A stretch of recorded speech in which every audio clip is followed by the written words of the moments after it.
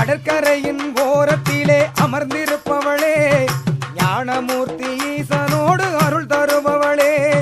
சிங்கார முத்தாரம்மா வடிவத்தை பார்த்து,